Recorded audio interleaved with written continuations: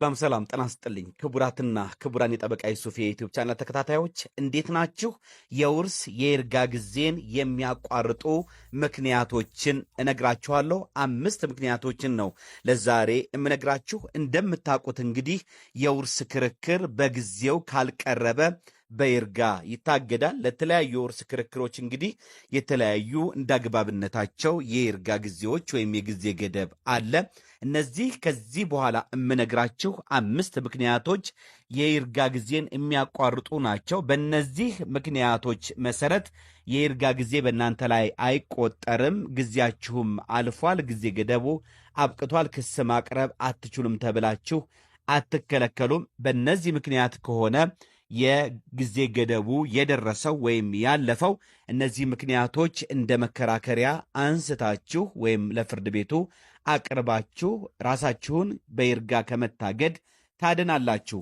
አንደኛ፣ የኑዛዜ ይጽደቅልኝ ክርክር ላይ ከነበራችሁ የይርጋ ጊዜው እናንተን አይመለከትም። እንግዲህ ከሳሽ ባቀረበው ክስ የኑዛዜ ይጽደቅልኝ ክርክር ላይ ከተከሳሽ ጋር የነበረ መሆኑን በማስመልከት ክርክር ካቀረበና የክስ መመስረቻውም ጊዜ ያለፈው የኑዛዜ ይጽደቅልኝ ክርክር ላይ የነበረ መሆኑን ካስረዳ ዋናው የውርስ ክርክር ላይ የሚቆጠረው የይርጋ ጊዜ ይቋረጥለታል። ስለዚህ የኑዛዜ ይጽደቅልኝ ክርክር አቅርቦ እየተከራከረ የነበረ መሆኑን ካስረዳ የኑዛዜ ይጽደቅልኝ ክርክሩ የክስ ማቋረጫ ምክንያት ይሆናል። የፌዴራል ጠቅላይ ፍርድ ቤት ሰበር ሰሚ ችሎትም በቅጽ 11 በሰበር መዝገብ ቁጥር 49359 ላይ ይህንን በተመለከተ የኑዛዜ ይጽደቅልኝ ክርክር የይርጋ መቆጠር ጊዜን እንደሚያቋርጥ አስገዳጅ የሕግ ትርጉም ሰጥቷል። ሁለተኛ፣ የውርስ ሀብቱን ተከሳሹ ለከሳሽ ለመስጠት ካመነና በማመኑ መሰረት የይርጋ ጊዜው ያለፈ ቢሆን ነገር ግን ጊዜው ከደረሰ በኋላ የይርጋ ጊዜው ካለፈ በኋላ ሐሳቡን ቢቀይር ይሄን ማስረዳት ከተቻለ የይርጋ ጊዜው ተግባራዊ አይሆንም ማለት ነው በከሳሹ ላይ። በፍትሐ ብሔር ሕግ ቁጥር 1851 መሰረት ለክርክር መነሻ የሆነውን ጉዳይ ለመስጠት ተከሳሹ ክስ ከመመሰረቱ በፊት በተለያዩ ምክንያት ያመነ ከነበረና ይሄም አንዱ የይርጋ ጊዜ መቆጠሩን የማቋረጫ ምክንያት ይሆናል። ይህ እንግዲህ የይርጋ ጊዜ የማቋረጫ ምክንያትም ማለት ተከሳሹ ማመኑ ያንን ድርሻውን ለከሳሽ ለሚጠይቀው ሰው መስጠቱ ለውርስ ክርክርም የሚያገለግል ለመሆኑ የፌዴራል ጠቅላይ ፍርድ ቤት ሰበር ሰሚ ችሎት በሰበር መዝገብ ቁጥር 221940 በሆነ መዝገብ ጥቅምት 3 ቀን 2015 አስገዳጅ ትርጉም ሰጥቷል። በዚህ መዝገብ ላይ እንግዲህ ተከሳሾች የከሳሽ የአባቷ የውርስ ንብረት ድርሻ በእጃቸው ያለ መሆኑን አምነው እንሰጣለን ብለው ተስማምተው ሳይሰጧት ቀሩ። በመጠኑ ላይ ሳይስማሙ ቀርተው ነገር ግን የይርጋ ጊዜው መቆጠርም የሚጀምረው እንደሚቋረጥና እሷ ላይ አፕላይ እንደማይሆን ምክንያቱም ክስ ከመመስረት የተዘናጋቸው እንሰጣለን ስላሉ የውርስ ሀብት ድርሻውን እንሰጣለን ስላለ ተከሳሽ መሆኑን ከግምት ውስጥ በማስገባት የይርጋ ጊዜው ይቋረጣል ማለት ነው። በሶስተኛ ደረጃ የይርጋ ጊዜን ከሚያቋርጡ ምክንያቶች መካከል የመከባበርና የመፍራት ስሜትና የቤተዘመድ ግንኙነት ነው።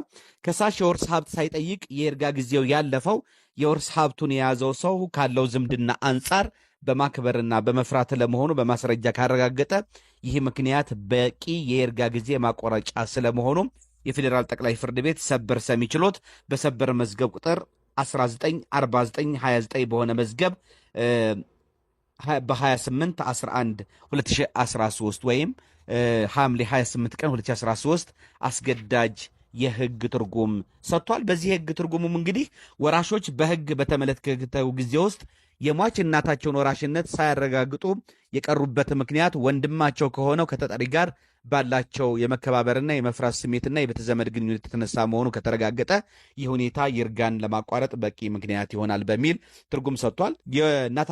ከእናታቸው የሚደርሳቸውን የውርስ ሀብት ይዞ የነበረው ታላቅ ወንድማቸው ነው። ስለዚህ እናታቸው ከሞቱ በኋላ ከታላቅ ወንድማቸው ላይ የውርስ ሀብቱን ሳይጠይቁ የጊዜው ያለፋቸው ለወንድማቸው ባላቸው ማክበርና እንደዚሁም ደግሞ የመፍራት ስሜትና የቤተ ዘመድ ግንኙነቱ ይበጠበጣል በሚል መሆኑን አረጋግጠዋል። ስለዚህ ይሄ የቤተ ዘመድ ግንኙነት የመፍራትና የቤተ ዘመድ ግንኙነትን የመከባበር የይርጋ ጊዜን መቆጠርን ያስቀራል ወይም ያቋርጣል ማለት ነው። አራተኛ የውርስ ሀብቱን በግልም ሆነ በጋራ ይዞ መጠቀም የይርጋ ጊዜውን መቆጠር ያስቀራል ወይም ያቋርጣል።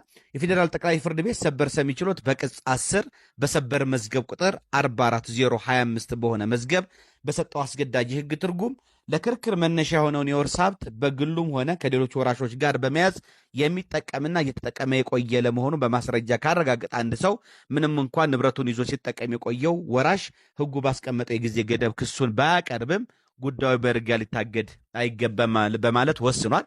ይህንን ሀብት ከሌሎች የውርስ ሀብቱን ከሌሎች ወራሾች ጋር ሊሆን ይችላል፣ ብቻውን ሊሆን ይችላል።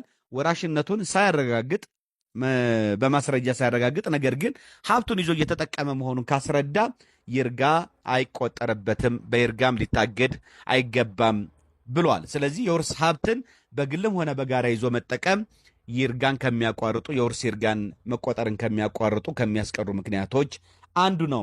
አምስተኛና የመጨረሻው የሟች የትዳር አጋር ነኝ በሚል ከፍርድ ቤት የተወሰደን ጋብቻ የምስክር ወረቀትን ለማሻር በፍርድ ቤት ክርክር የወሰደው ጊዜ እንደዚሁ ይርጋን ከሚያቋርጡ የውርስ ይርጋን ከሚያቋርጡ ምክንያቶች አንዱ ነው። በፍርድ ቤት ከሚቀርቡ ክርክሮች ከተጋቢዎች መካከል አንዱ በሞት ሲለይ በሕይወት ያለው የትዳር አጋር ከሟች ጋር ጋብቻ የነበረው ለመሆኑ ከሚመለከተው ፍርድ ቤት የሟች የትዳር አጋር ለመሆኑ በውሳኔ አረጋግጦ ይወስዳል።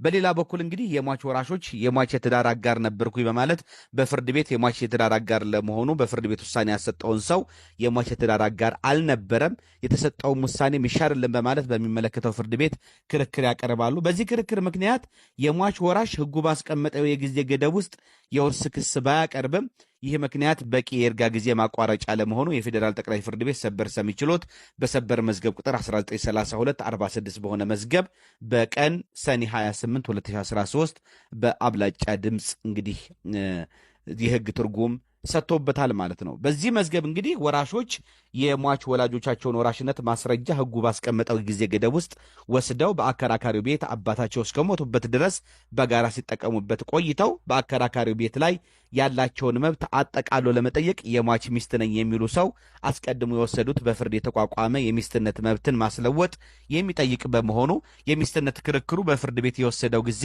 ለይርጋ ማቋረጫ የማይወሰድበት ሕጋዊ ምክንያት የለም በሚል አስገዳጅ የሕግ ትርጉም ሰጥቷል።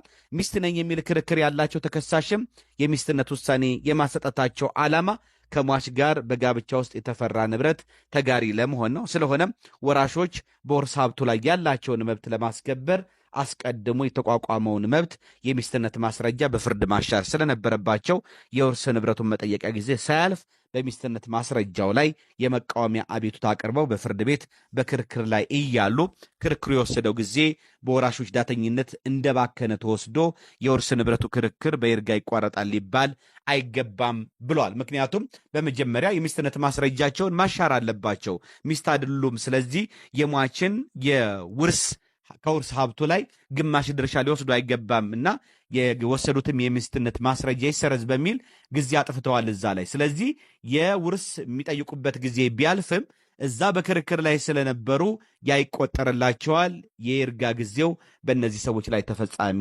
አይሆንም በሚል እንግዲህ አስገዳጅ ሕግ ትርጉም ሰጥቷል። እነዚህ 5 ምክንያቶች የውርስ የይርጋን ጊዜ የሚያቋርጡ ምክንያቶች ናቸው። ጠቃሚ እንደሚሆኑ አልጠራጠርም። አብራችሁ የነበርኩት የእናንተው ጠበቃና የሕግ አማካሪ ዩሱፍ ከበረ የነበርኩኝ። መልካም ጊዜ እንዲሆንላችሁ እመኛለሁ። ባባይ